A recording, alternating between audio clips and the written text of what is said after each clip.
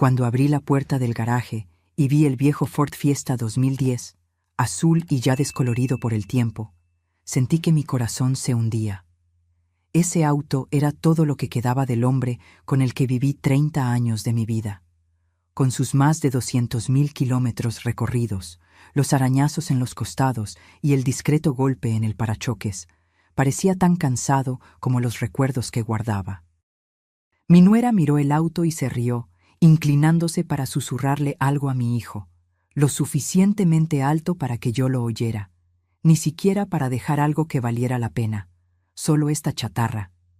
Fingí que no me importaba, pero unas horas después, al encender el auto, vi algo extraño en el GPS. Encontré un mensaje oculto que mi difunto esposo me había dejado, y lo que descubrí a continuación me hizo temblar de pavor. Pero antes de continuar, verifica si ya estás suscrito al canal y escribe en los comentarios ¿desde dónde estás viendo este video? Nos encanta saber hasta dónde están llegando nuestras historias. Me llamo Elena, tengo 61 años, y hasta hace 3 semanas creía que conocía a mi esposo Carlos perfectamente. Estuvimos casados por casi 3 décadas. Él era gerente en una pequeña ferretería, ganaba un sueldo modesto, pero siempre cuidó de mí. Nunca tuvimos mucho, pero tampoco nos quejamos. Nuestra casa era rentada, un sencillo dúplex en un barrio de clase media-baja en la Ciudad de México. Nuestros 2 hijos, Amanda y Rafael, ya estaban casados y con sus propias familias. Carlos siempre pareció preocupado por el dinero. Recortaba cupones, regateaba en las tiendas, insistía en reparar las cosas rotas en lugar de comprar nuevas. Necesitamos ahorrar para cuando seamos viejos, Elena, solía decir. Pero cuando murió, de forma inesperada, a los 65 años, de un ataque cardíaco fulminante mientras cortaba el césped de nuestro pequeño patio, no encontramos prácticamente nada en nuestras cuentas. Solo 1,200 pesos mexicanos en la cuenta de ahorro y aquel viejo Fiesta azul. Nuestra casa, que siempre pensé que estaba hipotecada, en realidad era rentada. El apartamento que supuse que estaba comprando para nuestro retiro aparentemente nunca existió. No había seguros, inversiones, nada. Al menos fue eso lo que el abogado dijo cuando leyó el testamento a la familia reunida en la sala de estar de la casa que ahora tendría que dejar en 60 días. Mientras Rafael, mi hijo, me abrazaba en silencio, su esposa Débora no podía ocultar su desprecio. ¿Sabías que no tenía nada? ¿Cómo planeaban vivir? Las preguntas me cortaban como cuchillos. Yo no sabía. Carlos se encargaba de las finanzas. Siempre decía que todo estaba bajo control, que yo no necesitaba preocuparme. Después del velorio, de los pocos amigos ofreciendo condolencias, de los vecinos trayendo platos de comida que apenas tocaba, finalmente me quedé sola. Mis hijos regresaron a sus casas, y me encontré sentada en la mesa de la cocina mirando las llaves del Fiesta. Era viernes por la noche, 3 días después del entierro, y necesitaba empezar a empacar mi vida. No podía. ¿Cómo empacar 30 años? ¿Cómo decidir qué llevar cuando no tenía a dónde ir? Amanda me había ofrecido la habitación de huéspedes en su apartamento apretado, pero sabía que sería temporal. Rafael vivía en un dúplex pequeño con su esposa y 2 hijos, y Débora había dejado bien claro que no había espacio para una boca más. Tomé las llaves del auto y bajé al garaje. Por lo menos podría intentar entender qué funcionaba y qué no en aquel vehículo. Apenas conducía. Carlos siempre tomaba el volante, pero ahora necesitaría arreglármelas. Me senté en el asiento del conductor, sintiendo el olor de él todavía presente. El cuero agrietado del volante, el tablero polvoriento, el pequeño San Cristóbal colgado del espejo retrovisor. Giré la llave y el motor tosió antes de arrancar. La radio se encendió automáticamente, tocando una canción antigua que solíamos bailar. La apagué rápidamente, incapaz de soportar aquel recuerdo. Fue entonces que noté el GPS incorporado en el tablero. Nunca lo habíamos usado. Carlos prefería mapas de papel. Decía que eran más confiables que esos cachivaches electrónicos. Por curiosidad, toqué la pantalla. El aparato se encendió y mostró un mapa de la ciudad. En la esquina de la pantalla había un icono que decía Favoritos. Presioné y solo apareció una dirección, guardada como para Elena. Me quedé paralizada. Carlos nunca había mencionado haber programado algo en el GPS, mucho menos algo con mi nombre. Mi dedo tembló sobre el botón Iniciar navegación. Miré el reloj. 8:13 p.m. Era tarde para salir, pero ¿qué tenía que perder? No podría dormir de todas formas. Cualquier cosa sería mejor que quedarme sentada sola en aquella casa que pronto no sería más mía. Apreté el botón y el GPS comenzó a guiarme. En 200 metros, gire a la derecha. La voz mecánica resonó por el auto silencioso. Salí del garaje cautelosamente, las manos temblorosas en el volante. Hacía años que no conducía sola, especialmente de noche. Las calles estaban relativamente vacías mientras seguía las instrucciones. 20 minutos después, me di cuenta de que estábamos saliendo de la ciudad en dirección a una zona más rural. Continúe en la carretera por 7 kilómetros, instruyó el GPS. ¿Qué podría querer mostrarme Carlos tan lejos de casa? La carretera se puso más oscura, con pocas casas y muchos árboles. Empecé a sentirme ansiosa. ¿Y si solo era un error? ¿Y si Carlos había programado esto para otra persona? ¿Por qué nunca había mencionado este lugar? En 300 metros, gire a la derecha en camino no pavimentado. Dudé, pero obedecí. El Fiesta traqueteó en el camino de tierra, los faros iluminando una senda estrecha entre árboles densos. Mi ansiedad aumentó. Tal vez esto era una pésima idea. Llegó a su destino, anunció el GPS. Detuve el auto y miré alrededor. No había nada más que oscuridad y árboles. Ninguna casa, ninguna construcción visible.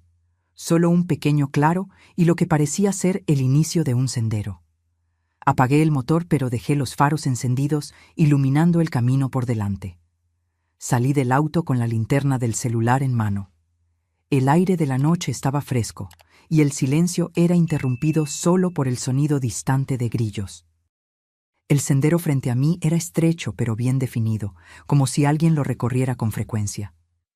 «Carlos, ¿qué querías mostrarme aquí?», murmuré a la oscuridad. Con el corazón acelerado, comencé a caminar por el sendero. Después de unos 100 metros, la vegetación se abrió en otro claro más pequeño. En el centro había una pequeña cabaña de madera, simple pero bien conservada. Una luz tenue brillaba a través de una ventana. Me acerqué lentamente, sorprendida y confundida. Nunca supe que Carlos poseyera ninguna propiedad además de nuestra casa rentada. ¿Cómo tendría una cabaña? ¿Por qué nunca me lo dijo? En la puerta de la cabaña había un sobre plastificado pegado a la madera. Cuando me acerqué, vi mi nombre escrito con la caligrafía inconfundible de Carlos. Con dedos temblorosos, abrí el sobre y saqué una carta y una llave. «Mi querida Elena», comenzaba la carta. «Si estás leyendo esto, significa que ya no estoy contigo y que encontraste mi último regalo. Sé que debes estar confundida y tal vez hasta enojada conmigo ahora, pero te pido que entres y veas lo que preparé para ti durante todos estos años». Me quedé inmóvil ante la puerta de la cabaña, releyendo el primer párrafo de la carta a la luz tenue de la linterna del celular. La caligrafía de Carlos, tan familiar y ahora tan dolorosa de ver, parecía saltar del papel. Respiré hondo y continué leyendo. «Durante toda nuestra vida juntos, mi mayor miedo siempre fue dejarte desamparada. Mientras yo estuviera vivo, podría trabajar, podría cuidar de ti. Pero, ¿y después? El mundo no es amable con viudas mayores sin recursos, Helena. Entonces comencé un plan, hace muchos años, cuando aún éramos jóvenes, y esperabas a Amanda. Nuestros hijos piensan que fui un fracasado financiero, que desperdicié nuestra vida con un trabajo mediocre, que no conseguí ni siquiera comprar nuestra propia casa. Dejé que pensaran eso. Dejé que todos pensaran eso. A veces dejé incluso que tú pensaras eso, y por eso pido perdón. Pero era necesario. Todos aquellos turnos extras, los fines de semana trabajando, los viajes de negocios mensuales que yo decía que eran para ver proveedores. Yo estaba construyendo algo para ti, algo que nadie podría tomar, algo solo nuestro. Mis manos temblaban tanto que casi no podía sostener la carta. ¿Qué estaba diciendo Carlos? ¿Qué vida paralela había llevado sin que yo lo supiera? Con la llave en mano, abrí la cerradura de la puerta de la cabaña. Se abrió con un leve chirrido, revelando un interior sorprendentemente acogedor. No era grande, tal vez unos 30 metros cuadrados, pero estaba impecablemente limpia y organizada. Una pequeña sala con un sofá simple, una mesa de madera con 2 sillas, una cocineta básica en la esquina. Había una puerta que presumiblemente llevaba a un dormitorio. En la pared opuesta a la puerta vi una fotografía enmarcada. Era nuestra, del día de nuestra boda. Yo con mi simple vestido blanco que mi madre había cosido, Carlos con su único traje, ambos radiantes de felicidad. Al lado, más fotografías. Amanda naciendo, Rafael dando sus primeros pasos, nuestras escasas vacaciones en la playa, nuestro aniversario de 25 años. En el centro de la mesa había otro sobre, más grande que el primero. Me acerqué lentamente y me senté, sintiendo el peso de los últimos días presionando mis hombros. Abrí el sobre con cuidado. Dentro había documentos, muchos documentos. El primero era la escritura de la cabaña, a nombre de Carlos y el mío. Propiedad liquidada, decía el sello en la parte superior. Debajo, más papeles, certificados de propiedad de tierras. 12 hectáreas alrededor de la cabaña, también a nuestros nombres.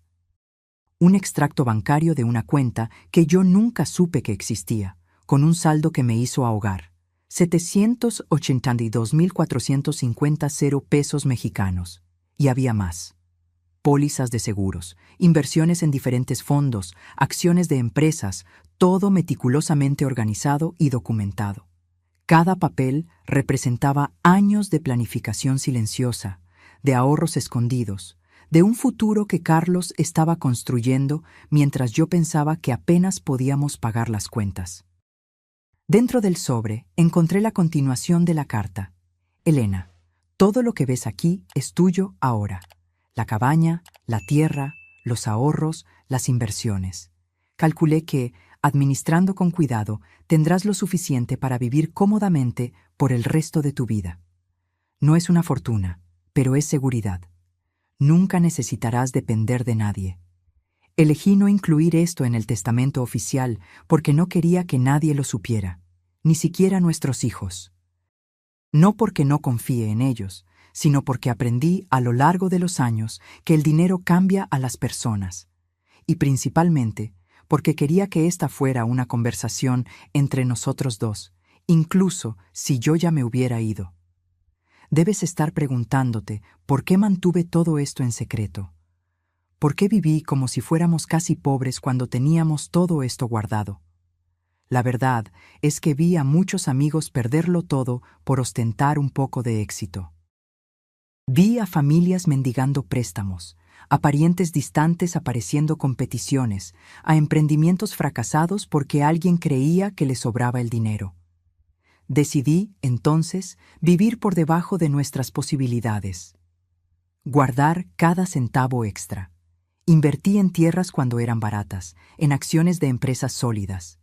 Hice todo esto poco a poco, con paciencia, sin alardes. En el cajón de la mesa encontrarás el contacto del señor Augusto, un abogado que me ayudó a organizar todo esto. Él está al tanto de la situación y te ayudará a transferir todo oficialmente a tu nombre. Confío en él completamente. Abrí el cajón mencionado, y de hecho, allí estaba una tarjeta con el nombre y teléfono de un abogado. También había una pequeña caja de madera. La abrí y encontré otro trozo de papel, con una lista de contraseñas. Cuentas de banco, caja fuerte, alarmas. Volví a la carta que continuaba. Tal vez estés molesta conmigo por haber mantenido este secreto. Lo entiendo. Pero quiero que sepas que cada día en que parecía que yo estaba siendo excesivamente económico o preocupado por el dinero, Estaba pensando en ahora, en este momento en que estarías sola y necesitarías mantenerte. Una última cosa. En el dormitorio hay una pequeña caja fuerte empotrada en la pared detrás del cuadro de nuestra primera casa. La contraseña es la fecha del día en que nos conocimos. ¿Te acuerdas? En la parada del autobús durante aquella lluvia terrible. Dentro de ella hay una sorpresa más para ti. Con el corazón latiendo fuerte, fui hasta el pequeño dormitorio. Era simple, con una cama de matrimonio y un armario de madera. En la pared, el cuadro mencionado, una acuarela de la casa donde vivimos en los primeros años de casados. Lo retiré y allí estaba la caja fuerte. Digité la contraseña 09051979. La caja fuerte se abrió con un clic. Dentro había una caja de terciopelo azul oscuro. La abrí lentamente. Era un collar de oro con un dije de zafiro, la piedra que Carlos siempre decía que combinaba con mis ojos. Nunca tuve una joya así, nada ni remotamente parecido. Junto al collar, una última nota, para que siempre recuerdes que, incluso en las dificultades, siempre fuiste mi tesoro más preciado. Te amaré por siempre, Carlos. Las lágrimas que había contenido hasta entonces vinieron como un torrente incontrolable. Me senté en la orilla de la cama, el collar en una mano, las cartas en la otra, llorando por este hombre que había pasado décadas construyendo un futuro para mí, en silencio, sin reconocimiento, sin que nadie lo supiera. En ese momento, entendí que nunca había conocido a mi esposo por completo. Detrás de aquel hombre simple y frugal que yo pensaba comprender totalmente, había alguien mucho más complejo, un estratega paciente, un protector determinado, alguien capaz de sacrificar el confort inmediato por un objetivo mayor.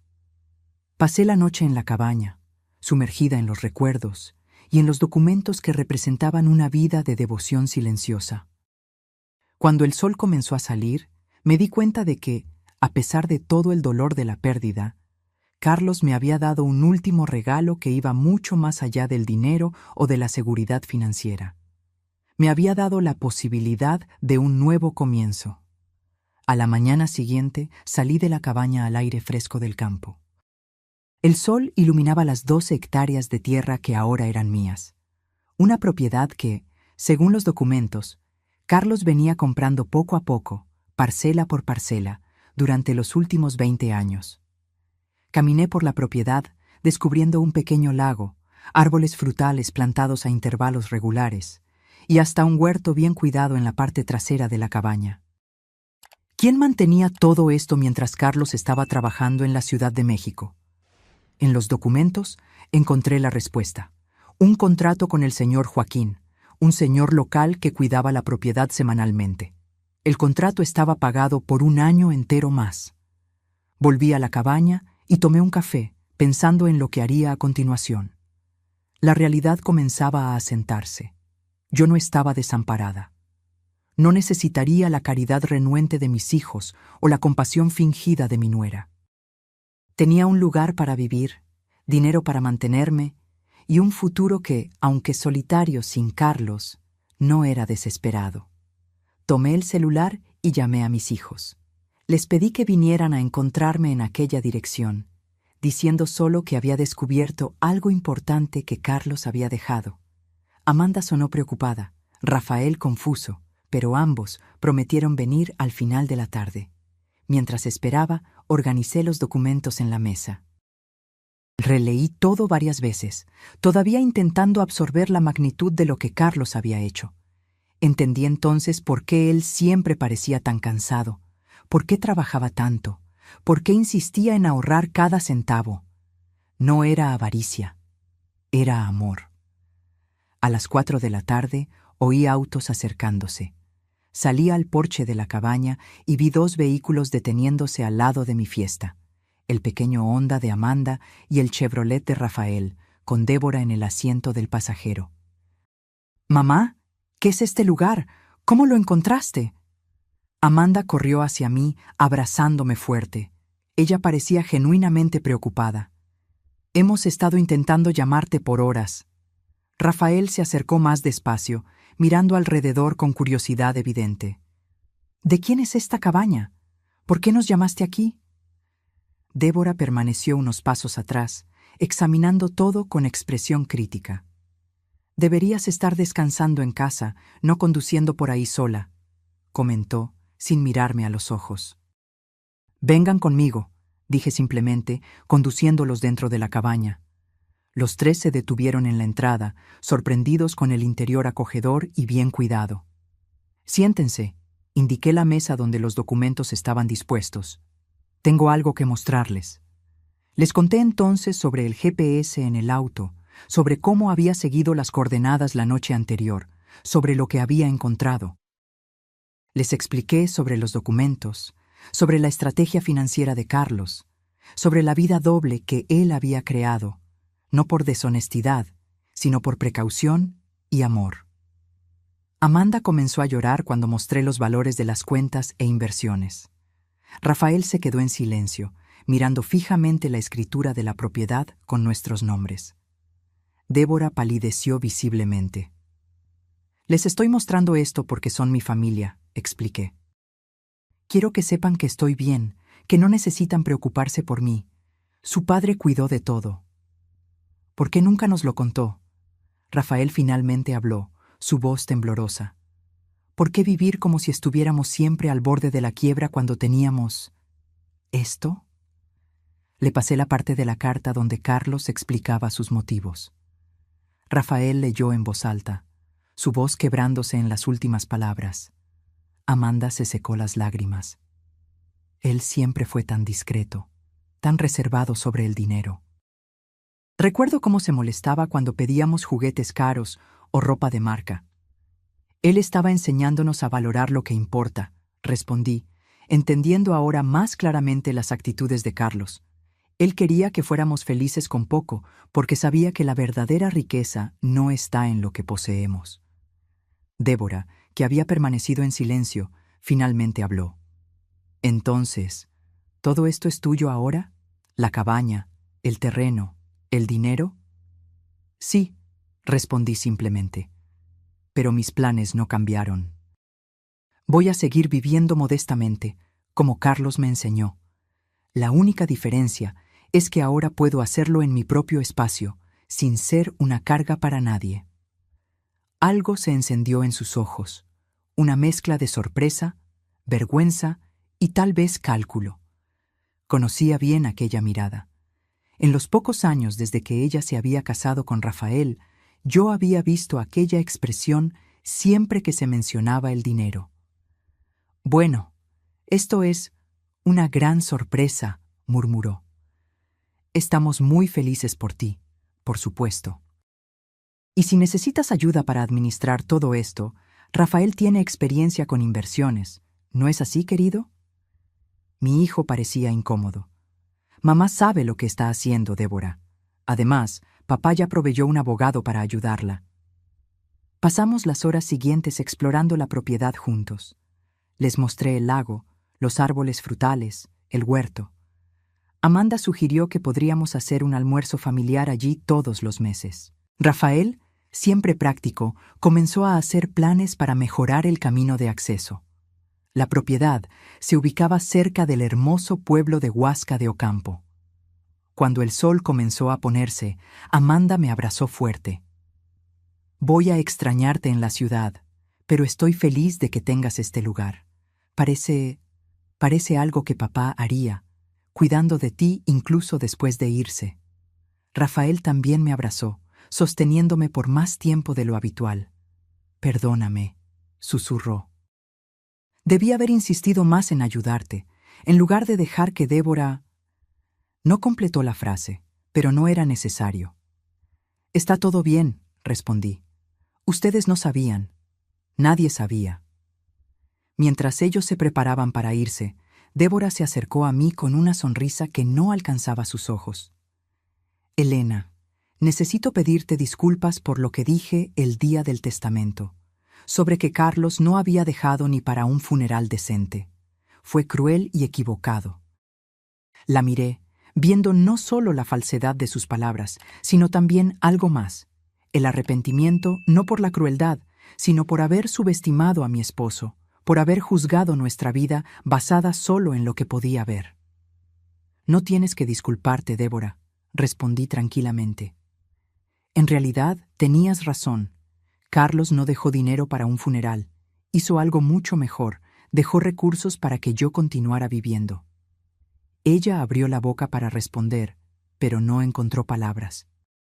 Con un asentimiento rígido, se dirigió al auto de Rafael.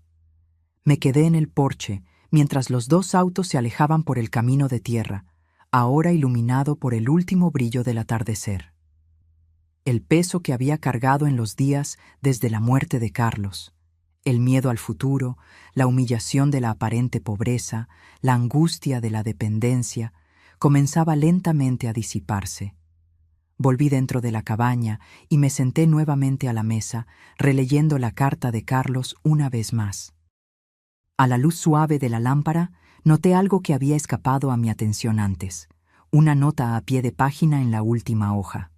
P.S. Siempre creí que el Fiesta es el auto perfecto para ti. Económico, confiable, discreto. Exactamente como nosotros dos siempre fuimos. Cuida de él como cuidaste de mí durante todos estos años. Sonreí entre lágrimas, entendiendo ahora que incluso el auto, viejo y sin valor, era parte del plan de Carlos. No era solo un vehículo, era el último eslabón en una cadena cuidadosamente forjada de protección y amor. Aquella noche dormí por primera vez en la cabaña, bajo el techo que Carlos había provisto, envuelta en la seguridad que él había construido meticulosamente a lo largo de décadas. El vacío de su ausencia aún dolía, pero ahora estaba permeado por algo nuevo, un profundo sentido de gratitud por el hombre que me había amado tan profundamente, al punto de planear incluso su propia ausencia. Una semana después del descubrimiento de la cabaña, yo ya había tomado una decisión. Aquel sería mi nuevo hogar. No solo porque era financieramente sensato, sino porque cada rincón de aquel lugar contenía un pedazo de Carlos, de su planificación, su dedicación, su amor. El lunes llamé al señor Augusto, el abogado indicado por Carlos. Él no pareció sorprendido con mi llamada. Su voz es exactamente como Carlos la describió, dijo él con gentileza. Estoy a su disposición, señora.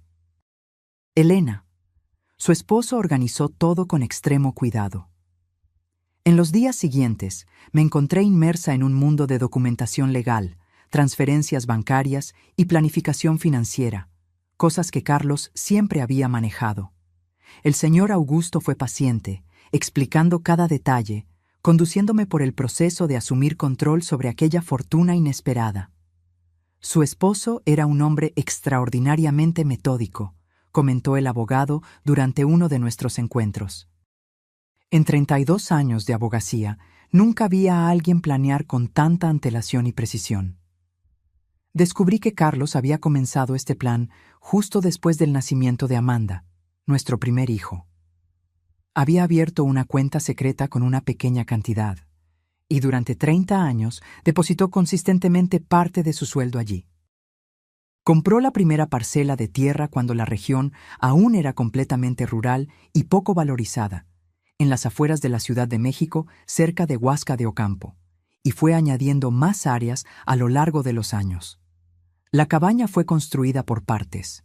Primero la estructura básica, después los acabados, el mobiliario simple pero durable, los pequeños detalles que hacían el espacio acogedor. Todo pagado al contado, todo documentado meticulosamente. Mientras organizaba la mudanza de la casa rentada a la cabaña, comencé a hacer pequeñas adaptaciones en el espacio.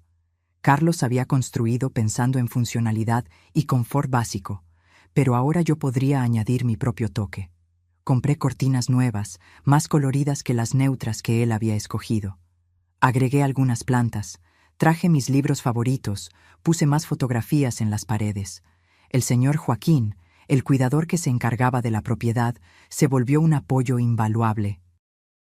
Un señor de casi 70 años, de pocas palabras, que conocía cada centímetro de aquellas tierras. Su esposo venía aquí 2 veces al mes, me contó Joaquín mientras me mostraba cómo funcionaba el sistema de irrigación del huerto. siempre los fines de semana que decía estar trabajando. Él mismo plantó cada uno de esos árboles frutales, ¿sabe? Decía que quería que usted tuviera frutas frescas todo el año. Miré el huerto ordenado, manzanos, naranjos, durazneros, todos en diferentes etapas de crecimiento, e imaginé a Carlos aquí, solo, plantando cada árbol pensando en mí. ¿Cuántos fines de semana había pasado en esta tierra, trabajando en silencio, construyendo este refugio, mientras yo creía que él estaba haciendo horas extras en la tienda en Ciudad de México? Él hablaba mucho de usted, continuó Joaquín, aparentemente sintiendo mi necesidad de saber más. Siempre decía que usted merecía mucho más de lo que él podía ofrecer abiertamente, que un día entendería por qué él vivía de forma tan económica. Conforme pasaron los días, fui descubriendo más secretos de la propiedad. Un pequeño depósito detrás de la cabaña contenía herramientas de jardinería, todas organizadas meticulosamente. Una colección de semillas guardadas en frascos de vidrio etiquetados con la caligrafía de Carlos. Un cuaderno con anotaciones sobre las plantas, cuándo florecen, cómo cuidar, problemas comunes. Al final del mes, cuando llegó el día de dejar definitivamente la casa rentada, Amanda y Rafael vinieron a ayudarme con la mudanza final. Traje solo lo esencial: ropa, algunos muebles con valor sentimental, álbumes de fotografías, los pocos objetos que realmente importaban. Débora no vino. Rafael explicó vagamente que ella estaba ocupada con los preparativos para un evento de caridad, pero vi la vergüenza en sus ojos. Desde el descubrimiento de la cabaña y del dinero, ella había evitado contacto directo conmigo. «Ella está avergonzada, mamá», me dijo Amanda en un momento en que estábamos solas, organizando mi colección de libros en el pequeño estante de la cabaña. Rafael me contó que pasó días diciendo lo horrible que se sentía por haberte juzgado, por haber dicho aquellas cosas. «Espero que realmente lo sienta», respondí, sin conseguir evitar un toque de amargura. No por los comentarios sobre mí, sino por haber subestimado a su padre, por haberlo juzgado como un fracasado cuando él estaba silenciosamente construyendo todo esto. Amanda abrazó mis hombros. A papá nunca le importó lo que los otros pensaran. A él le importaban los resultados, no las apariencias. Creo que él estaría riendo ahora, sabiendo cómo nos sorprendió a todos. Reflexioné sobre eso mientras terminábamos de organizar mis pertenencias. Carlos, siempre tan discreto, tan silencioso en sus logros, nunca buscando elogios, nunca alardeando lo que hacía. Tal vez él realmente estaba satisfecho ahora, sabiendo que su plan había funcionado perfectamente. Aquella noche, después de que mis hijos se fueran, me quedé sola en la cabaña por primera vez como su moradora oficial. Me senté en el porche con una taza de té, observando el cielo estrellado, tan diferente del cielo urbano que había visto desde la ventana de nuestra casa rentada por tantos años. Al día siguiente, comencé a establecer una rutina. Me despertaba temprano, algo que siempre hice, pero ahora en lugar de preparar el café para Carlos antes de que saliera para el trabajo en la Ciudad de México, lo tomaba sola en el porche, observando el amanecer entre los árboles en Huasca de Ocampo. Después, trabajaba un poco en el huerto con la orientación paciente del señor Joaquín. «Usted aprende rápido», comentó él después de verme arrancar correctamente las malas hierbas sin dañar las plantas de lechuga. «Su esposo decía que usted tenía buenas manos para las plantas, pero nunca tuvo espacio para un jardín decente». Era verdad, siempre me gustaron las plantas, pero nuestro pequeño patio en la ciudad apenas permitía algunas macetas. Carlos lo sabía también, aparentemente. Una prueba más de cómo él me observaba, anotaba mentalmente mis deseos y sueños, incluso los más triviales. Pasado un mes en la cabaña, recibí una llamada inesperada. Era Débora. «¿Elena?» Su voz sonaba titubeante, nada parecida a su habitual tono confiado. «Espero no estar molestando». «No lo estás, Débora. ¿Cómo estás?» «Estoy bien, gracias». Hubo una pausa incómoda. Me gustaría saber si puedo ir a visitarte, sola, Hay algo que necesito decirte personalmente. Confieso que me sorprendió. Desde la revelación sobre la herencia de Carlos, Débora se había mantenido distante, comunicándose conmigo solo a través de Rafael. Claro, respondí curiosa. ¿Cuándo te gustaría venir? Mañana, si es conveniente. Por la mañana. Acepté, y al día siguiente, puntualmente a las 10 a.m., oí un auto acercándose. Por la ventana de la cocina vi a Débora salir de su reluciente Audi, pareciendo fuera de lugar en su conjunto de saco y pantalón sastre en el ambiente rural. Abrí la puerta antes de que llamara. «Buenos días, Débora. Entra, por favor». Ella parecía nerviosa, algo inusual para alguien siempre tan segura de sí misma. Aceptó el café que ofrecí y nos sentamos a la mesa de la cocina. «Este lugar es mucho más agradable de lo que imaginé», comentó, mirando alrededor. Cuando Rafael dijo cabaña, pensé en algo más rústico. «Carlos nunca hizo nada a medias», respondí. Incluso viviendo con sencillez, él valoraba el confort. Débora giró la taza entre los dedos, visiblemente incómoda. Finalmente, después de un largo silencio, habló. «Vine a pedirte disculpas, Elena. No solo por las cosas horribles que dije después del funeral de Carlos, sino por cómo te traté durante todos estos años». Me mantuve en silencio, esperando que continuara. «Siempre los vi a ti y a Carlos como fracasados», admitió, las palabras pareciendo doler al salir. «Siempre pensé, ¿cómo alguien puede trabajar por 30 años y no tener nada que mostrar? Sin casa propia, sin auto de lujo, sin viajes internacionales. Los juzgué por la ausencia de cosas materiales». Ella miró por la ventana hacia el huerto en flor que se extendía más allá de la cabaña. «Pero ahora me doy cuenta de que estaban construyendo algo mucho más grande, mucho más significativo que las apariencias que yo valoraba tanto. Mientras yo publicaba fotos de cenas caras en las redes sociales y me endeudaba para mantener una imagen, Carlos estaba silenciosamente construyendo un patrimonio real». Su voz falló, y me di cuenta de que sus ojos estaban húmedos. «Rafael y yo estamos ahogados en deudas, Elena. ¿Aquel auto en la entrada? Financiado. ¿Nuestra casa?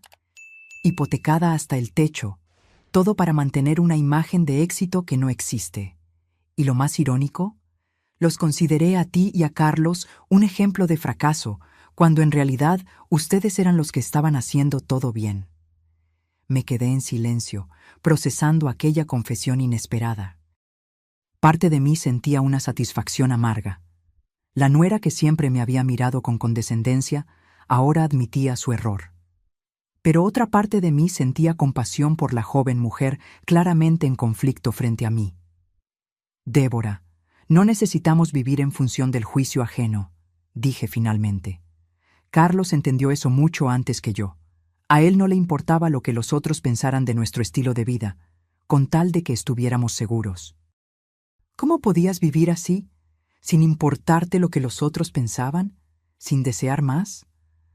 Reflexioné sobre la pregunta. Era algo que yo misma había cuestionado en los primeros días después del descubrimiento de la cabaña. Yo confiaba en Carlos, respondí honestamente, y aprendí a encontrar alegría en las pequeñas cosas. Una cena simple juntos, un paseo en el parque, ver a nuestros hijos crecer. No necesitábamos mucho para ser felices. Nuestra conversación continuó por horas, más honesta y profunda que cualquier otra que hubiéramos tenido antes. Cuando Débora finalmente se preparó para irse, parecía diferente, más ligera tal vez, como si hubiera depositado una carga que había llevado por mucho tiempo. «Elena», dijo, ya en la puerta, ¿crees que podrías enseñarme un poco sobre jardinería? ¿Sobre cómo cultivar alimentos? Quiero intentar ahorrar, vivir más como ustedes vivían». Sonreí, sorprendida y conmovida por la petición. «Claro, Débora. Ven cuando quieras. Yo también estoy aprendiendo, pero podemos aprender juntas». En las semanas siguientes, para mi sorpresa, Débora comenzó a aparecer regularmente. Primero sola, después con Rafael y los niños. Poco a poco, la cabaña que Carlos había construido para mí comenzó a transformarse en un punto de encuentro familiar. Amanda traía a su esposo e hijo los fines de semana. A los niños les encantaba explorar la propiedad, jugar en el lago, recoger frutas directamente de los árboles. En una de esas visitas, Rafael me buscó mientras yo regaba las plantas del jardín. «Mamá, ¿puedo preguntarte algo? Algo en lo que he estado pensando desde que descubrimos todo esto». «Claro, hijo. ¿Nunca desconfiaste? En todos esos años, ¿nunca te diste cuenta de que papá estaba construyendo todo esto?» Puse la regadera y lo miré, considerando la pregunta. Hubo momentos, pequeños detalles que no tenían sentido, depósitos que desaparecían antes de ser registrados en las cuentas que yo veía, fines de semana de trabajo de los que volvía más cansado de lo que debería, a veces con tierra bajo las uñas a pesar de trabajar en una tienda, llamadas telefónicas que atendía en privado. Sonreí al recordar esos momentos. Creo que, en el fondo, yo sabía que había algo más, pero confiaba en él completamente. Si Carlos estaba escondiendo algo, yo creía que sería por un buen motivo. Rafael me miró con una expresión que mezclaba admiración y perplejidad. «Eso es extraordinario, mamá. Ese tipo de confianza. No sé si conseguiría hacer lo mismo». «Tu padre me dio motivos para confiar en él durante 30 años de matrimonio», respondí. «Él nunca me dio razón para dudar de su carácter o de su amor. Y al final, él probó que merecía cada gramo de esa confianza». Mientras Rafael se alejaba, pensé en cómo la vida había cambiado en estos últimos meses. El dolor de la pérdida de Carlos aún estaba allí, un vacío que nunca sería completamente llenado. Pero a su lado había ahora un profundo sentimiento de gratitud, no solo por el confort material que él me había dejado, sino por su visión, su planificación, su determinación en protegerme incluso después de irse. La cabaña, que inicialmente había visto como solo un refugio, se volvía cada vez más un hogar. El lugar donde la familia se reunía, donde yo plantaba mis propias flores, donde sentía la presencia de Carlos en los detalles que él había tan cuidadosamente planeado. Por la noche, sola, yo todavía lloraba a veces. No solo de tristeza, sino de una emoción compleja, una mezcla de pérdida, amor, gratitud y admiración por el hombre extraordinario que había escogido compartir su vida conmigo y que continuaba cuidando de mí incluso después de irse. Hasta 6 meses pasaron desde que encontré la cabaña. El otoño llegó, transformando el paisaje en tonos dorados y rojos en las tierras de Huasca de Ocampo. Los manzanos estaban cargados, y yo pasaba las mañanas recogiendo frutas con la ayuda del señor Joaquín, que pacientemente me enseñaba a identificar las que estaban en el punto justo. En una tarde particularmente agradable, mientras organizaba uno de los cajones de la oficina improvisada que había montado en un rincón de la sala, encontré un cuaderno marrón de tapa dura que no había notado antes. Estaba parcialmente escondido bajo otros documentos. Lo abrí con curiosidad y reconocí inmediatamente la letra de Carlos, aquella caligrafía metódica y clara que yo conocía tan bien. Era una especie de diario, pero no el tipo común con entradas diarias sobre sentimientos personales. Era un registro de sus visitas a la propiedad, comenzando 24 años atrás. 17 de marzo de 2001. Compré 2 hectáreas adyacentes más al terreno original. El vendedor pensó que yo estaba loco por querer tierras tan aisladas, pero el precio estaba excelente. Algún día, cuando Elena descubra todo esto, ella tendrá un lugar tranquilo para vivir. Mis ojos se llenaron de lágrimas mientras volteaba las páginas amarillentas. En cada entrada, Carlos detallaba sus actividades: la compra de más tierras, la plantación de árboles, el inicio de la construcción de la cabaña, las mejoras a lo largo de los años. 05 de septiembre de 2008. Terminé el techo de la cabaña hoy. Me tomó más tiempo de lo planeado, pero quise hacer todo con cuidado. Quiero que Elena tenga un lugar sólido, que no necesite reparaciones constantes cuando yo ya no esté aquí.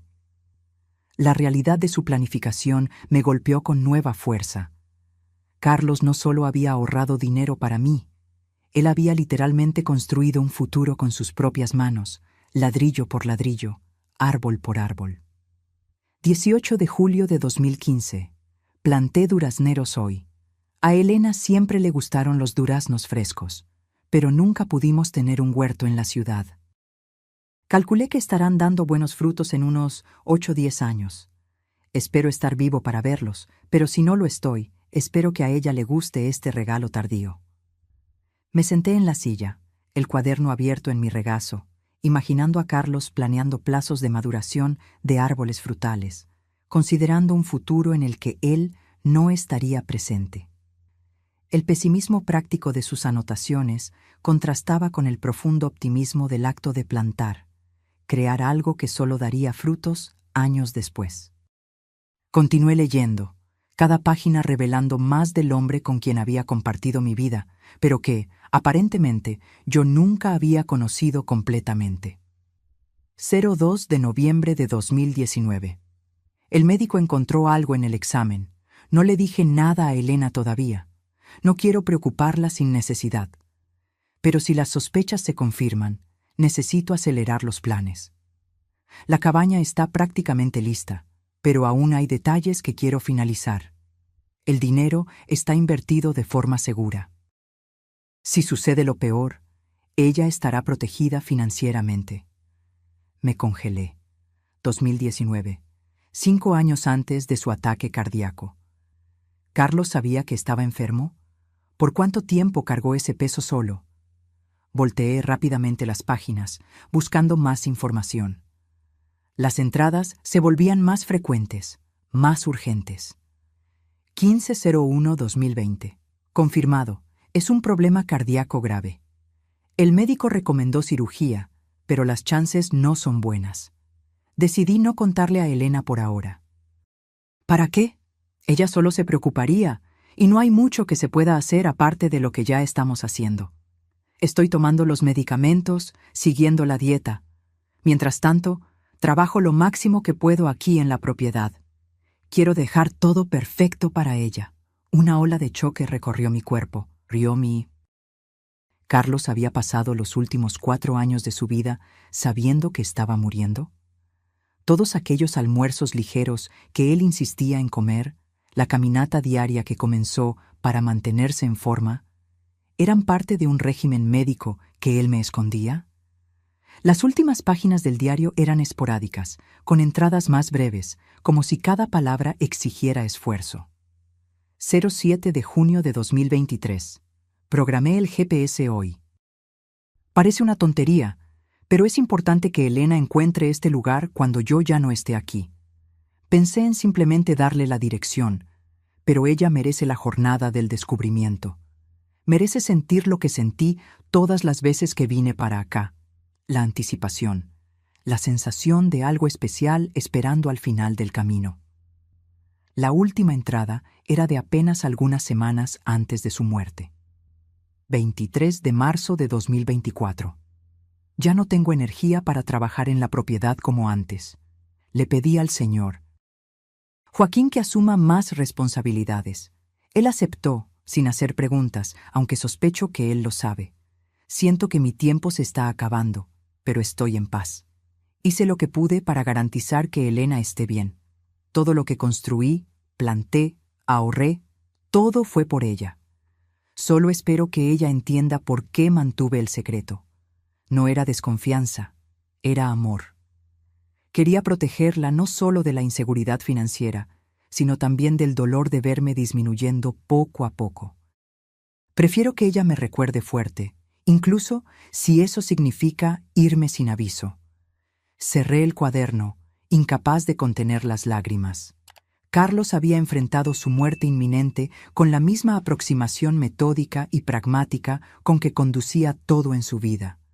Había planeado, calculado, preparado todo, no solo el aspecto financiero, sino incluso cómo yo descubriría su último regalo.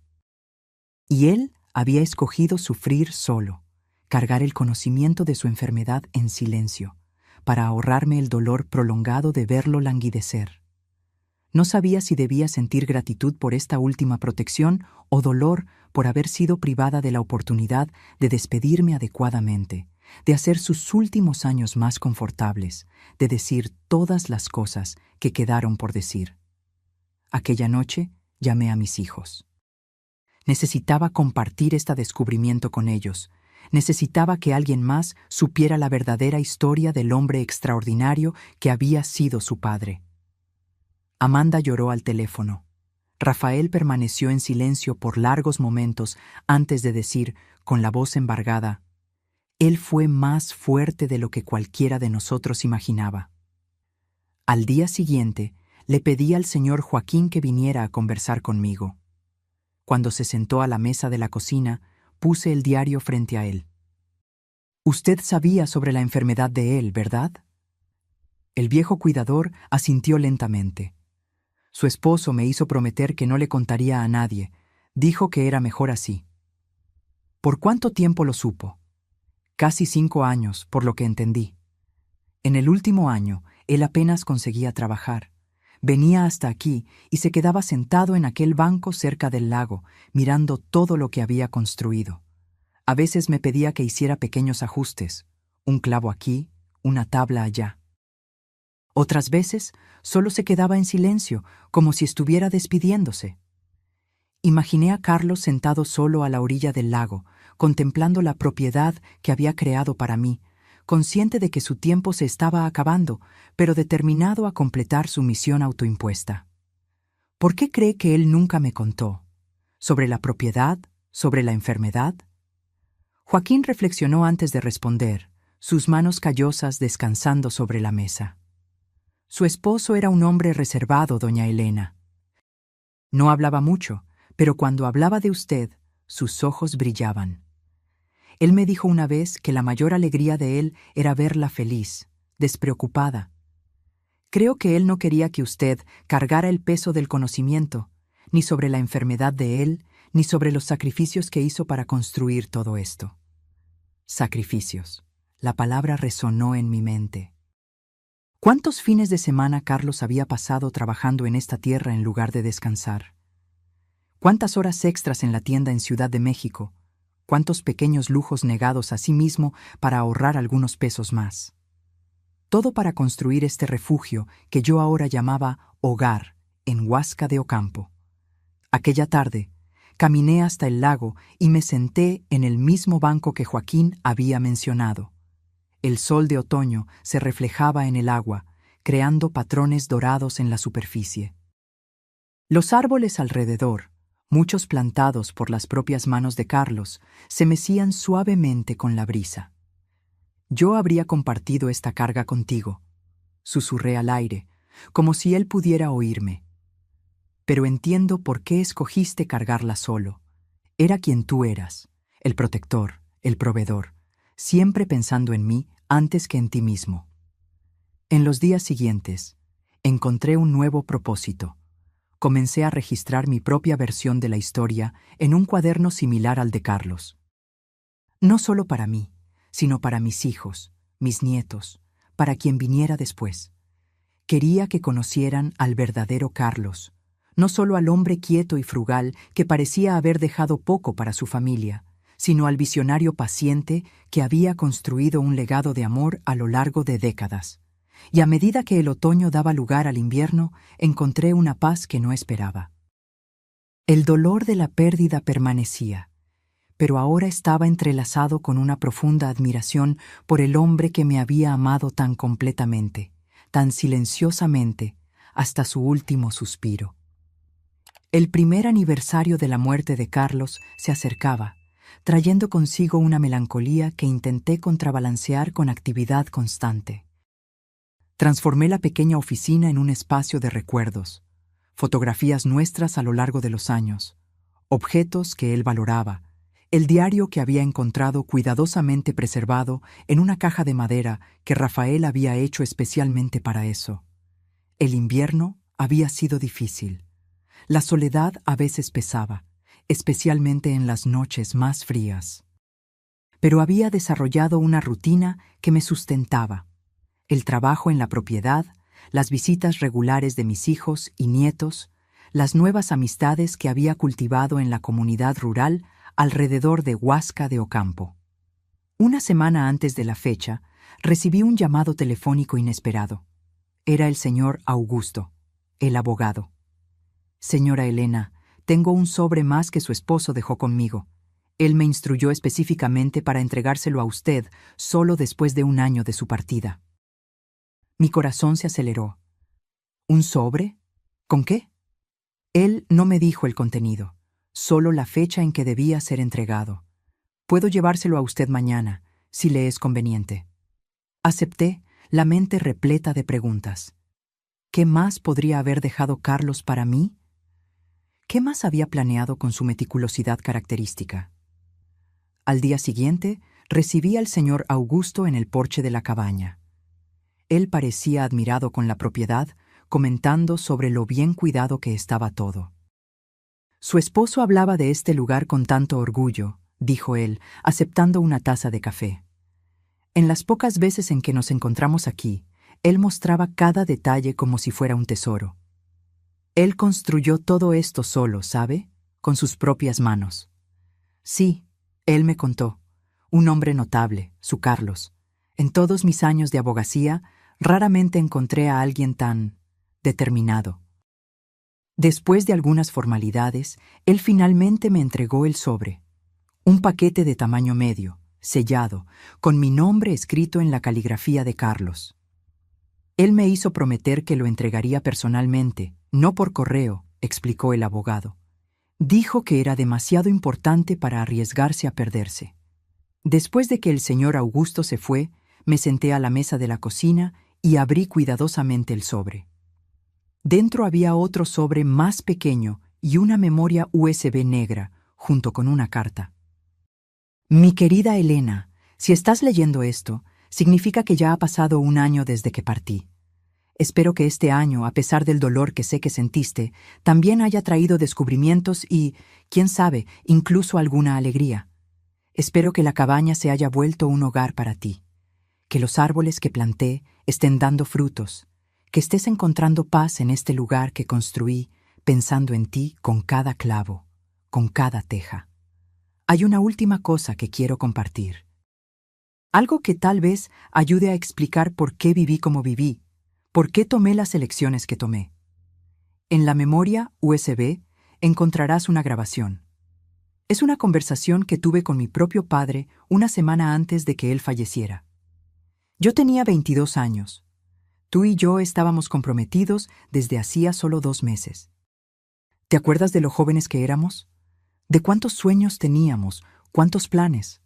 Mi padre, un hombre simple que trabajó toda la vida en la misma fábrica, me llamó para una conversación final. Él sabía que estaba muriendo.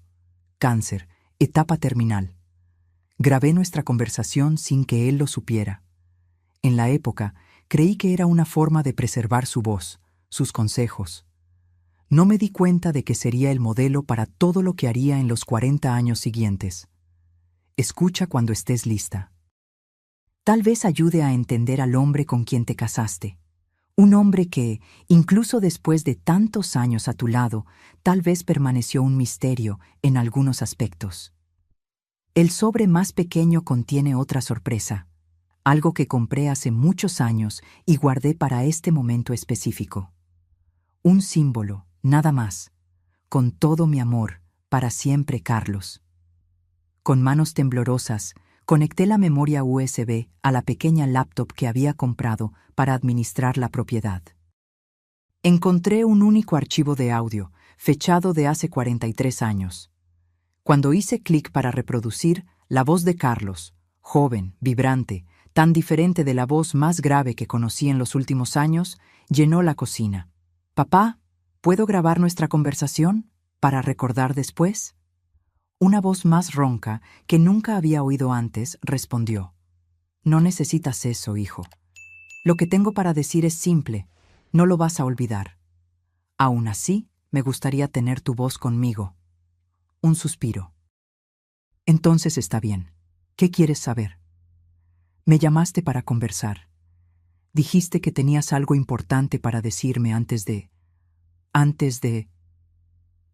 que yo muera. Puedes decirlo, hijo. Es la verdad. No hay por qué esconderla. Hubo una pausa, y entonces la voz del padre de Carlos continuó, más suave. Te vas a casar pronto, con una buena muchacha. Estoy feliz por eso, aunque no esté aquí para verlo. Quiero darte un consejo, el único que realmente importa. El mismo que mi padre me dio, y el padre de él antes de eso. Otra pausa, más larga. El valor de un hombre no está en lo que posee, sino en lo que protege. ¿Entiendes lo que quiero decir? No es el tamaño de la casa lo que importa. Es si mantiene a tu familia seca cuando llueve. No es el modelo del auto. Es si lleva a tu familia con seguridad a donde necesita ir. Lágrimas escurrían por mi rostro mientras oía al hombre que nunca conocí articular la filosofía que había definido la vida de Carlos. Tu madre nunca tuvo joyas caras, nunca tuvo ropa de marca, pero nunca faltó comida en nuestra mesa. Nunca tuvimos que escoger entre medicina y renta, nunca tuvimos que rogar por ayuda. Eso es dignidad, hijo. Eso es lo que un hombre debe ofrecer a su familia, no lujo, sino seguridad, no apariencia, sino substancia. La voz del padre de Carlos falló un poco y oí el sonido de un vaso siendo colocado sobre una mesa. Veo a jóvenes hoy comprando autos que no pueden pagar, casas que los esclavizan con deudas, todo para impresionar a personas que no se importan con ellos. No seas así. Vive por debajo de tus posibilidades, ahorra para el futuro. Construye algo sólido, aunque tome décadas. Sé la roca donde tu familia puede apoyarse cuando la tormenta venga. Y la tormenta siempre viene, hijo, siempre viene. La grabación continuó por unos minutos más. Consejos prácticos sobre dinero, sobre trabajo, sobre familia. Cuando terminó, me quedé sentada en silencio, absorbiendo la profundidad de lo que había oído. Finalmente, abrí el sobre más pequeño. Dentro había una llave antigua prendida a un cordón simple junto con una nota. Esta es la llave de la casa donde nací. La casa ya no existe. Fue demolida hace décadas para dar lugar a un supermercado. Pero guardé la llave como recuerdo de lo que mi padre me enseñó. Ahora es tuya. No porque abra cualquier puerta, sino porque representa lo que intenté ser para ti. Un refugio seguro, una protección confiable, un puerto en medio de la tormenta. Fuiste mi mayor tesoro, Elena. Cada sacrificio, cada hora extra, cada pequeño lujo que renuncié, todo valió la pena por saber que estarías protegida incluso después de que yo me fuera.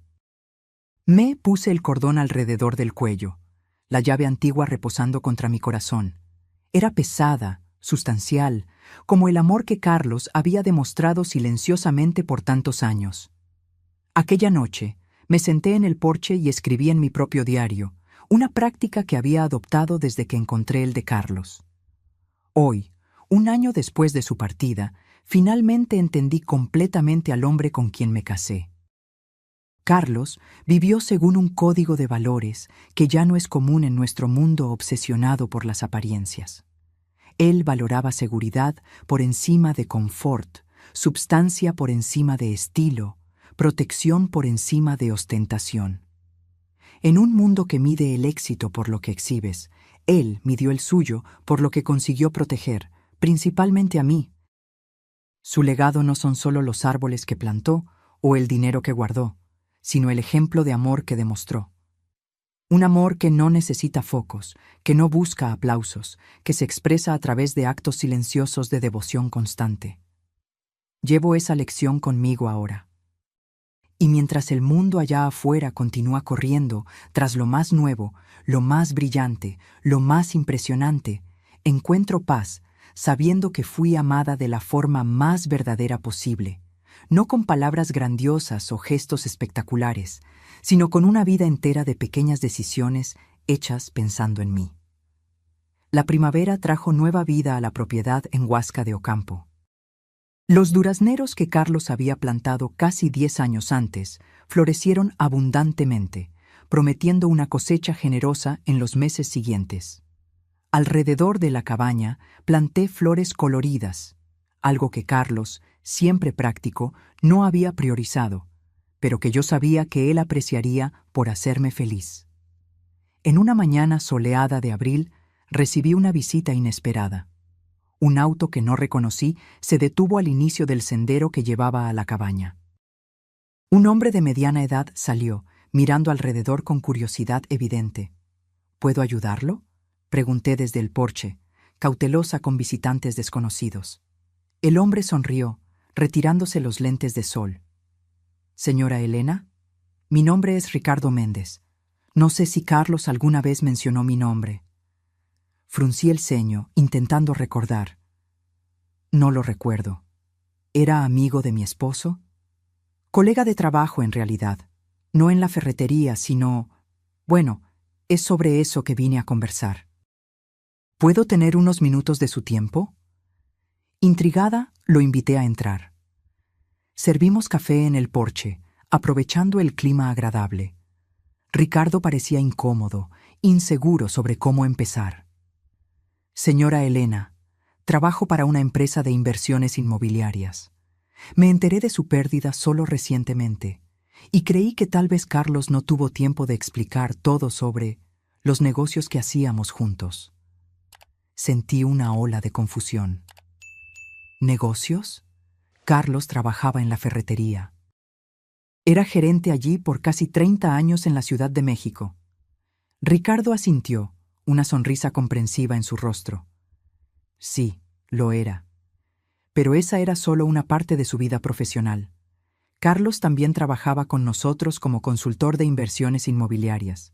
De hecho, él tenía un talento excepcional para identificar propiedades subvaloradas con potencial de apreciación. Ricardo tomó un sorbo de café antes de continuar. No entiendo. Carlos nunca mencionó otro empleo. Él era muy discreto sobre eso, Ricardo explicó gentilmente. Comenzó hace unos 25 años, casi por casualidad. Carlos vino a nuestra oficina para obtener información sobre un terreno. Este terreno, de hecho. Él gesticuló hacia la propiedad a nuestro alrededor. En la conversación, demostró un conocimiento notable sobre valores de tierra en la región, tendencias de desarrollo, factores que influencian la apreciación a largo plazo. Ricardo tomó un sorbo de café antes de continuar. Mi padre, que era el fundador de la empresa, le ofreció un trabajo de medio tiempo como consultor.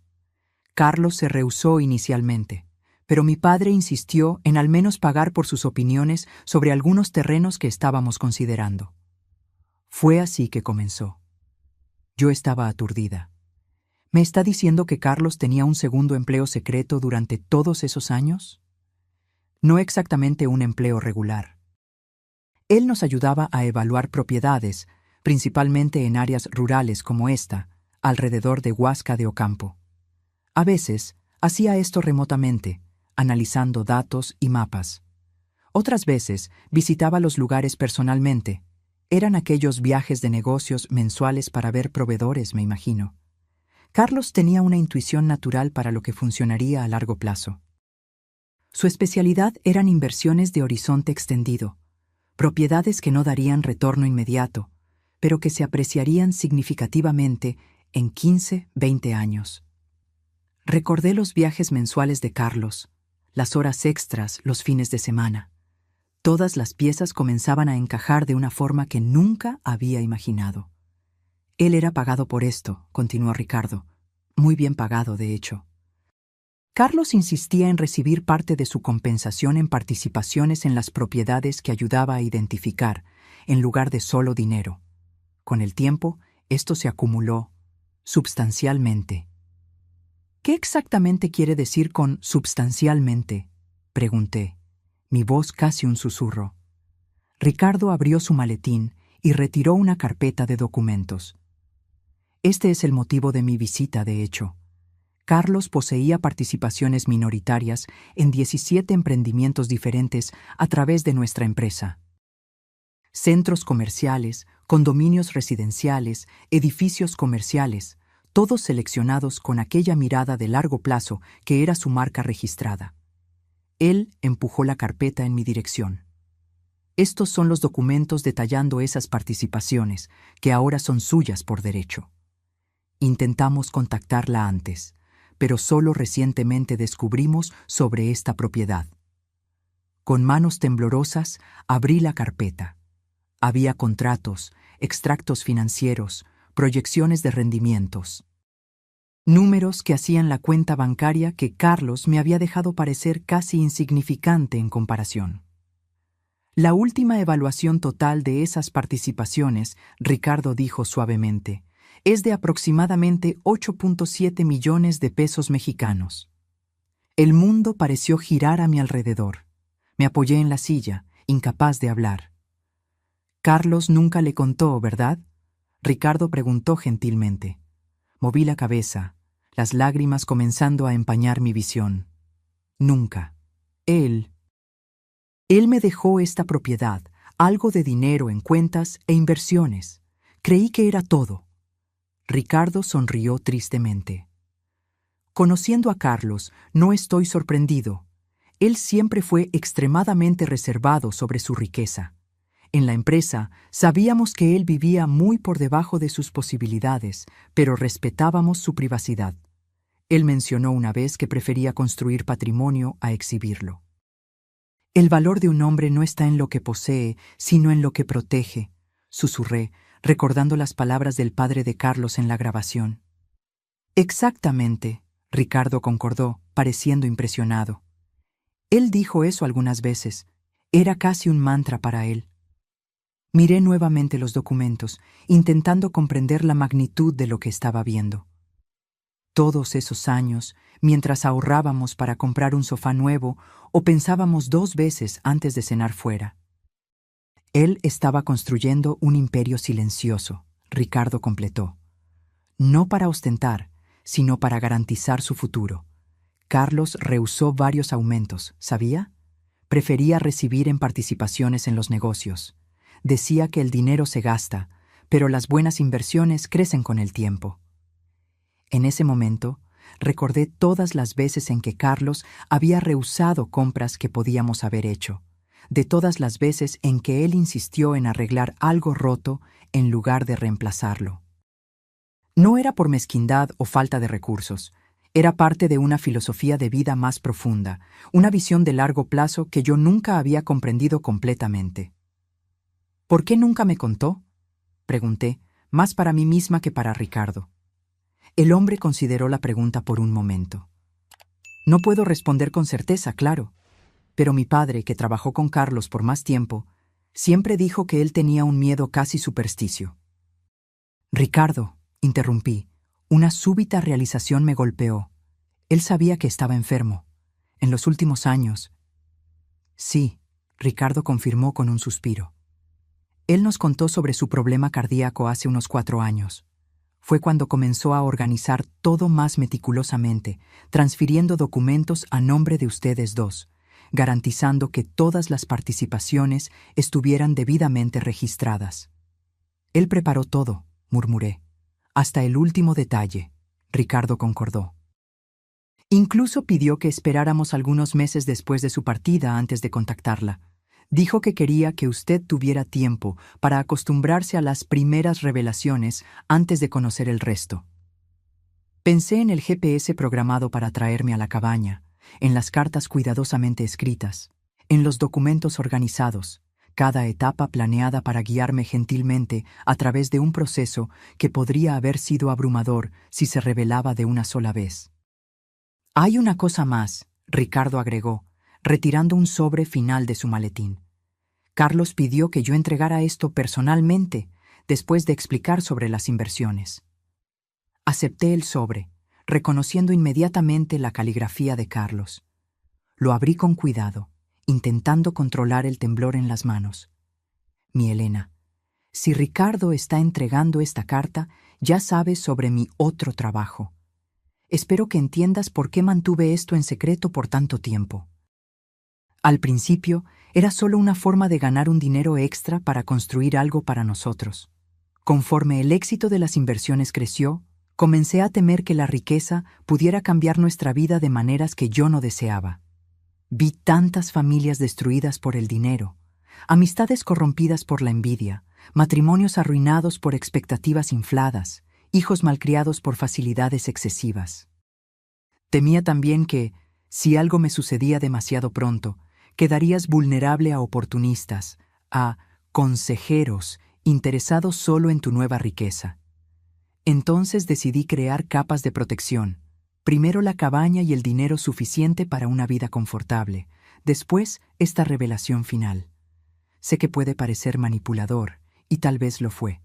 Pido tu perdón por eso. Todo lo que hice, cada decisión que tomé, fue pensando en tu bienestar y seguridad. Ahora tienes opciones, Elena. Todas las opciones que yo siempre quise que tuvieras.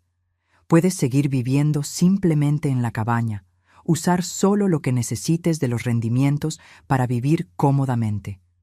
Puedes ayudar a nuestros hijos, nietos, causas que valoras. Puedes viajar, explorar, hacer todo lo que siempre soñamos pero pospusimos para después. Solo pido una cosa, no dejes que el dinero cambie quién eres. La mujer simple, gentil y generosa con quien me casé, que encontraba alegría en las pequeñas cosas, que valoraba a las personas por encima de las posesiones. Esa es la verdadera riqueza que tuvimos. Siempre fuiste mi tesoro más precioso. Para siempre tuyo, Carlos. Cuando terminé de leer, las lágrimas corrían libremente por mi rostro. Ricardo discretamente me entregó un pañuelo, esperando pacientemente que yo recuperara la compostura. Él era un hombre extraordinario, comentó Ricardo suavemente. Todos en la empresa lo respetaban profundamente. Nunca conocí a alguien que combinara tanta astucia financiera con tanta integridad personal. Asentí, incapaz de hablar. El Carlos, que yo conocí durante 30 años de matrimonio, frugal, dedicado, trabajador en la Ciudad de México, había sido real. Pero había también este otro Carlos, el estratega financiero brillante, el constructor paciente de un imperio invisible en el área de Huasca de Ocampo. En los días siguientes, mientras trabajaba con Ricardo para entender el alcance completo de lo que Carlos había construido, oscilé entre admiración, confusión e incluso momentos de rabia por la magnitud del secreto que él había mantenido. ¿Cómo pudimos haber compartido una vida por tantos años, con una parte tan significativa de ella escondida de mí? Pero a medida que organizaba los documentos, aprendiendo sobre cada inversión, cada propiedad, cada decisión estratégica que él había tomado a lo largo de las décadas, comencé a ver un patrón claro, una coherencia absoluta entre el Carlos que yo conocía y el hombre de negocios que había permanecido en las sombras. Cada inversión reflejaba sus valores. Preferencia por proyectos con beneficios comunitarios, evitando emprendimientos que pudieran perjudicar a pequeños comerciantes locales, priorizando sostenibilidad ambiental décadas antes de que se volviera moda. El mismo hombre que arreglaba nuestras cosas en lugar de reemplazarlas, había insistido en prácticas sostenibles en sus emprendimientos inmobiliarios.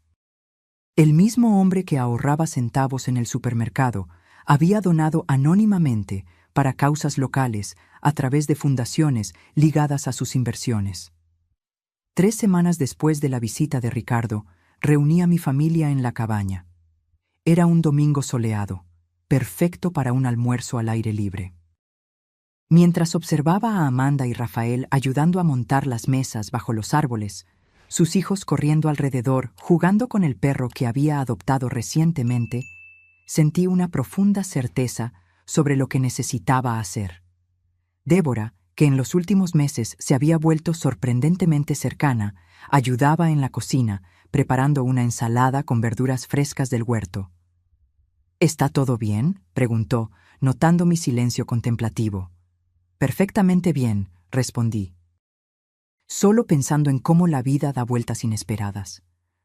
Cuando todos estaban sentados, con los platos servidos, levanté mi copa para un brindis. A la memoria de Carlos, dije simplemente. Todos levantaron sus copas, murmurando en concordancia. Entonces, respiré hondo. Tengo algo importante para compartir con ustedes hoy. Algo que descubrí recientemente sobre su padre, sobre nuestro matrimonio, sobre nuestra vida juntos. Les conté entonces sobre la visita de Ricardo, sobre el trabajo secreto de Carlos como consultor de inversiones, sobre el imperio silencioso que él había construido a lo largo de décadas. Les expliqué sobre las participaciones en emprendimientos, sobre los millones que ahora formaban parte de su herencia. Rafael dejó caer el tenedor. Amanda se cubrió la boca con las manos. Débora se puso pálida. «Pero eso es increíble», Rafael finalmente consiguió decir. «Todo este tiempo, mientras vivíamos como una familia de clase media común», completé. Exactamente como su padre quería. Él creía que la riqueza ostensible nos cambiaría, nos alejaría de los valores que realmente le importaban. Les mostré entonces la última carta de Carlos, dejando que leyeran sus explicaciones en sus propias palabras. Cuando terminaron, todos estaban emocionados. «Él era un genio», murmuró Amanda, secándose las lágrimas. «Un genio secreto». «Más que eso», agregué. Era un hombre con una visión muy clara de lo que significaba amar a su familia. Para él, el amor significaba protección, seguridad, garantía de futuro, no solo para mí, sino para todos ustedes también. Miré entonces a mis hijos, a mi nuera, a mis nietos, y es por eso que tomé algunas decisiones sobre qué hacer con esta herencia inesperada. Tomé una carpeta que había preparado y la puse sobre la mesa. Carlos construyó todo esto pensando en nuestra seguridad, en nuestro futuro. Siguiendo su ejemplo, estoy creando un fondo familiar. Cada uno de ustedes tendrá acceso a recursos suficientes para realizar sueños, comprar una casa mejor, invertir en educación, iniciar un negocio, lo que deseen. Pero la mayor parte permanecerá en un fideicomiso, administrado profesionalmente, para garantizar seguridad no solo para ustedes, sino para las próximas generaciones también. «Mamá, eso es extremadamente generoso», Rafael dijo, claramente emocionado. «No es generosidad, es continuidad», corregí gentilmente. «Solo estoy siguiendo el plan que su padre comenzó, construyendo sobre lo que él creó». Miré a Débora, que había permanecido inusualmente silenciosa. «Hay algo más». Rafael me contó sobre las dificultades financieras que enfrentan, las deudas acumuladas intentando mantener un estilo de vida más allá de sus posibilidades. Débora bajó los ojos, claramente avergonzada. Rafael sostuvo su mano en apoyo. «Esas deudas serán saldadas», continué, «pero con una condición, que ustedes participen en un programa de educación financiera. Carlos me enseñó, a través de sus acciones, el valor de vivir por debajo de nuestras posibilidades, de construir seguridad en lugar de apariencias. Quiero que ustedes aprendan esos principios también». Para mi sorpresa, Débora asintió con lágrimas en los ojos. Yo estaría muy agradecida. Pasé tanto tiempo juzgándolos, creyendo que sabíamos más, que éramos más exitosos, y todo este tiempo no es sobre quién tiene más, interrumpí suavemente. Es sobre cómo usamos lo que tenemos, sobre los valores que orientan nuestras elecciones. La comida continuó, la conversación naturalmente girando en torno a recuerdos de Carlos, de planes para el futuro, de sueños largamente pospuestos que ahora podrían volverse realidad. Observé a mi familia con un nuevo sentimiento de paz y propósito. Más tarde aquella noche, después de que todos se habían ido, caminé hasta el lago, el lugar favorito de Carlos en la propiedad, donde pasaba horas sentado en los últimos años de vida, contemplando todo lo que había construido. Me senté en el banco que él había colocado a la orilla del agua y saqué la llave antigua que llevaba constantemente en un cordón alrededor del cuello, la llave de la casa donde él había nacido, su símbolo de protección y seguridad. «Lo lograste, mi amor», susurré al aire nocturno. «Todo lo que planeaste, todo lo que construiste en silencio durante décadas, funcionó exactamente como querías. Estoy segura, nuestra familia está segura. Tu legado continuará por generaciones». Me quedé allí sentada hasta el atardecer, observando los colores reflejarse en el agua tranquila del lago. Pensé en la increíble jornada que había recorrido en el último año.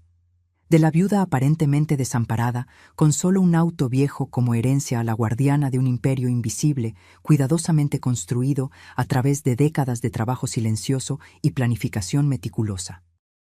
Pensé en los contrastes de la vida de Carlos, el gerente de la ferretería en la Ciudad de México, que secretamente era un consultor inmobiliario respetado en Huasca de Ocampo. El hombre que regateaba por centavos en el supermercado mientras administraba millones en inversiones.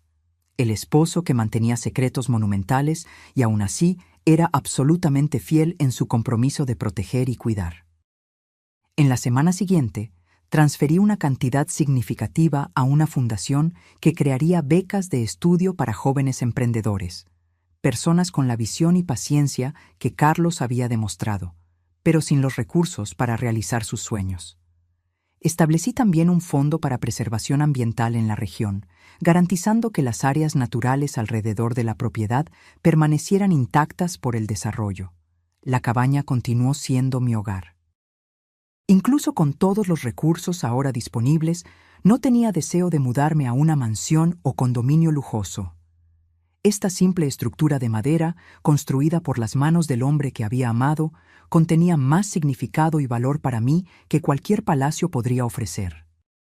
En lugar de eso, dirigí recursos para mejorar la comunidad alrededor de Huasca de Ocampo, apoyando la escuela local, ayudando a pavimentar el camino de acceso, financiando una pequeña clínica médica que serviría a las familias rurales de la región. Una tarde, cerca de 2 años después de la muerte de Carlos, recibí una carta inesperada. Era de una señora llamada Mariana, que se presentaba como la viuda de uno de los colegas de Carlos en la ferretería. «Su esposo salvó a nuestra familia», escribió. «Cuando mi Pedro enfermó de cáncer, hace 15 años, no teníamos seguro adecuado, no teníamos ahorros. Fue Carlos quien nos ayudó. Pagó tratamientos, medicamentos, incluso nuestra hipoteca durante meses. Siempre insistió que era solo un préstamo sin plazo, pero nunca aceptó un centavo de vuelta, incluso después de que Pedro se recuperó. Dijo que teníamos hijos que educar, que esa era mejor inversión que cualquier tasa de interés». La carta continuó, detallando otras instancias de generosidad silenciosa de Carlos. Pequeños préstamos a colegas en dificultades, asistencia anónima a familias en la comunidad, mentoría a jóvenes empleados. Me di cuenta entonces de que el patrón de vida doble de Carlos se extendía más allá de sus finanzas personales. Incluso con recursos limitados, al menos de lo que yo sabía en la época, él siempre encontraba maneras de ayudar a otros, siempre sin alarde, siempre insistiendo en la discreción. En las semanas siguientes, más cartas llegaron, de exempleados, de vecinos, de personas en la comunidad que habían sido tocadas por la generosidad silenciosa de Carlos a lo largo de los años. Historias que él nunca compartió conmigo, actos de bondad realizados silenciosamente mientras mantenía la apariencia de un hombre común con recursos limitados.